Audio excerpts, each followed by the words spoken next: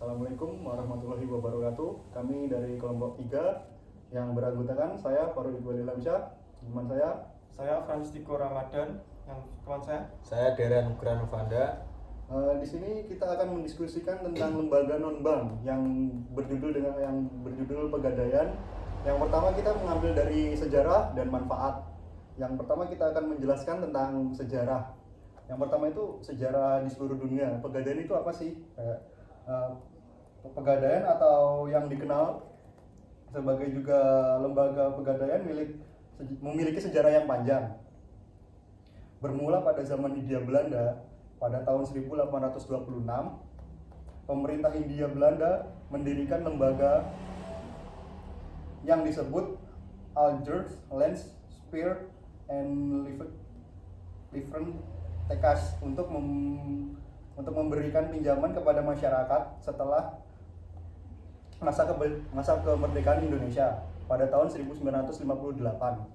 Terus lembaga ini diubah namanya menjadi Perusahaan Umum Pegadaian.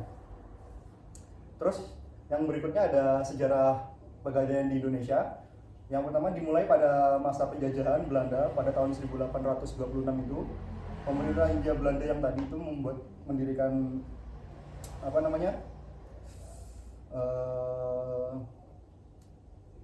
pinjaman yang bernama itu Algiers Land and Spear, Liefers and Texas. Terus setelah Indonesia meraih kemerdekaan, lembaga ini mengalami beberapa perubahan nama dan status. Pada tahun 1958, lembaga ini diubah menjadi perusahaan umum atau pegadaian, Perum Pegadaian. Seiring berjalannya waktu, pegadaian terus berkembang dan mengalami transformasi untuk lebih memenuhi kebutuhan masyarakat dalam bidang pembiayaan dan dengan jaminan gadai. Terus pegadaian tidak hanya memberikan layanan gadai konvensional, tetapi juga mengembangkan produk dan layanan keuangan lainnya seperti biaya syariah dan program-program sosial.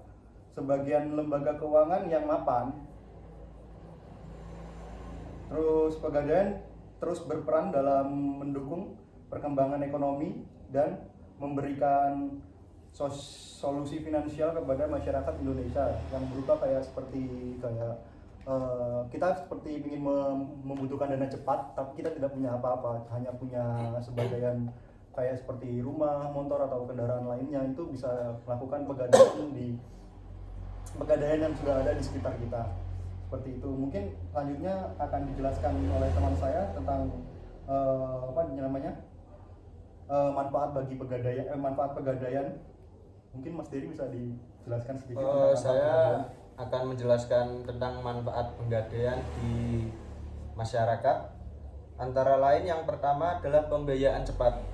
Pegadaian memberikan akses cepat terhadap dana dengan menggunakan barang berharga sebagai jaminannya, memungkinkan individu atau usaha kecil mendapatkan pinjaman tanpa proses yang rumit. Lalu yang kedua, tidak memerlukan jaminan finansial.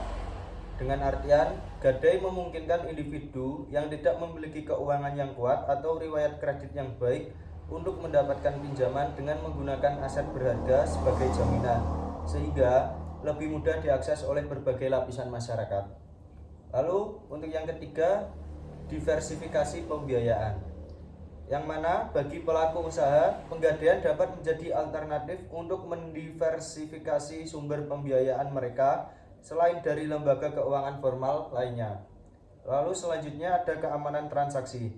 Transaksi di pegadaian diawasi secara ketat dan terjamin keamanannya, memberikan rasa aman kepada nasabah dalam menggadaikan barang berharga mereka. Lalu pilihan produk finansial. Selain gadai konvensional, pegadaian juga menyediakan produk dan layanan keuangan lain seperti pembiayaan syariah, memberikan variasi opsi sesuai dengan kebutuhan dan preferensi masyarakat. Lalu selanjutnya adalah pemeliharaan nilai aset. Gadai memungkinkan individu mempertahankan kepemilikan barang berharga mereka sementara mendapatkan dana, sehingga mereka dapat mendapatkan kembali aset tersebut setelah melunasi pinjamannya. Lalu yang terakhir ada penyediaan barang bekas. Penggadaian juga menjadi saluran distribusi barang-barang bekas yang dilelang setelah melewati periode tidak lunas, memberikan peluang bagi masyarakat untuk memperoleh barang dengan harga yang lebih terjangkau. Selanjutnya materi akan dilanjutkan oleh teman saya Frans Tiko. Ya, selanjutnya ada mekanisme pembayaran pegadaian. Yaitu gadai itu adalah pemberian kredit dengan sistem gadai yang kepada seluruh golongan nasabah menggunakan barang berharga sebagai jaminannya, baik untuk kebutuhan konsumtif maupun produktif. Terdapat berbagai barang jaminan yang diterima di pegadaian. Gadai emas misalnya, menggunakan emas sebagai jaminannya, baik emas batangan maupun emas perhiasan. Selain itu, ada juga gadai non emas yang menerima seperti HP, laptop, kamera, kendaraan, dan barang berharga lainnya sebagai jaminan. Di pegadaian ini juga mengenal istilah sewa modal pada gadai. Biaya sewa modal dikenakan tiap 15 hari. Jangka waktu pinjaman untuk gadai adalah selama 120 hari yang dapat diperpanjang berkali-kali maupun dilunasi sewaktu-waktu. Uang yang dipinjamkan dapat diberikan secara tunai maupun melalui transfer bank. Dalam hal gadai di pegadaian, terdapat 3 jenis sistem pembayaran gadai, yaitu perpanjangan, cicil, dan tebus gadai. Perpanjangan gadai adalah memperpanjang jangka waktu gadai sebelum 120 hari habis. Perpanjangan dilakukan untuk 120 hari berikutnya. Hal ini dilakukan tanpa harus melakukan pelunasan terlebih dahulu. Ada juga cara mengambil barang jaminan setelah melakukan tebus gadai, yaitu setelah melakukan pembayaran, nasabah dapat mengambil barang yang dijaminkan oleh nasabah. Nasabah hanya perlu melampirkan kartu tanda penduduk atau KTP, surat bukti gadai, dan bukti pembayaran tebus gadai ke cabang pegadaian tempat nasabah meminjamkan aset atau barang. Mungkin ada pertanyaan dari kita masing-masing. Yang pertama saya ingin bertanya untuk Mas Dery ya.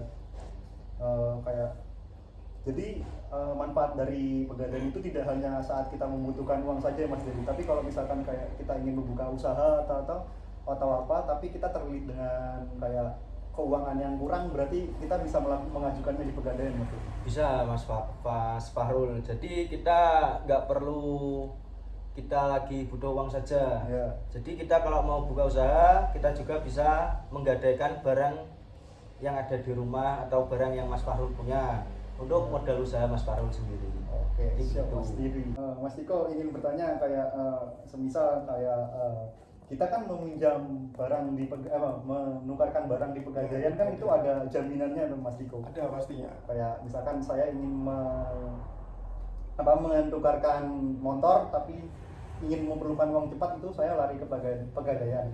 Tapi semisal kayak kita itu tidak bisa mengembalikan dengan tempo yang tepat itu, apakah itu barang kita akan hilang? Oh, seperti itu barangnya hilang ya Mas Nur, karena kita kan udah ada perjanjian untuk membayar untuk misal hari ini atau ada tanggal sendiri lah. Intinya kayak seperti ada perjanjian tanggal pembayarannya itu kapan. Jadi kalau misal Mas Fahrul telat itu barangnya dapat hilang gitu. Oh, berarti ada konsekuensinya ya? Ada pastinya. Terima kasih Mas Tiko. Ya, Mungkin Mas Dery ada yang mau ditanyakan lagi? Jadi saya akan bertanya kepada Mas Fahrul ya. Ya. Kan di penggadaian pastinya ada peraturan barang apa saja yang bisa digadaikan. Ya. Lah, untuk barang yang tidak bisa digadaikan itu termasuk barang apa saja, Mas Fahrul?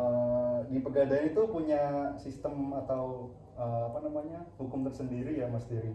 Jadi ada beberapa barang yang tidak bisa digadaikan. Contohnya seperti barang ilegal, Ya. terus organ-organ dalam manusia. Wah, itu tidak bisa. Ini bahaya, apalagi ginjal mahal tapi nggak bisa digadaikan. Ya. Terus kayak senjata berapi sepertinya tidak boleh, Mas Dery. Oh ya. Kayak senjata yang Barang-barang dijual, membahayakan ya, yang tidak punya lisensi dan kita juga tidak punya lisensi gitu, Ya. itu sepertinya tidak boleh. Gimana Mas Dery? Oh, kalau gitu ya udah. Terima kasih ya, Ya, Mas Fahrul. Mas Dery. Terus untuk Mas Tiko apa pertanyaannya nih?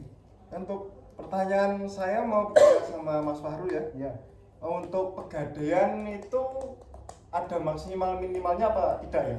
Kalau misal maksimal berapa dan minimalnya itu berapa? Jadi untuk di Pegadaian itu memiliki nilai maksimal dan minimal Mas Diko itu sebesar mulai dari 1 juta rupiah Ya. itu sampai yang paling besar itu 500 juta rupiah. Besar Jadi juga ya, Mas? ya, tergantung dari kita menggadaikan barang apa gitu. Kayak semakin tinggi barang yang kita gadaikan juga semakin banyak yang uang yang kita dapat Mas Diko.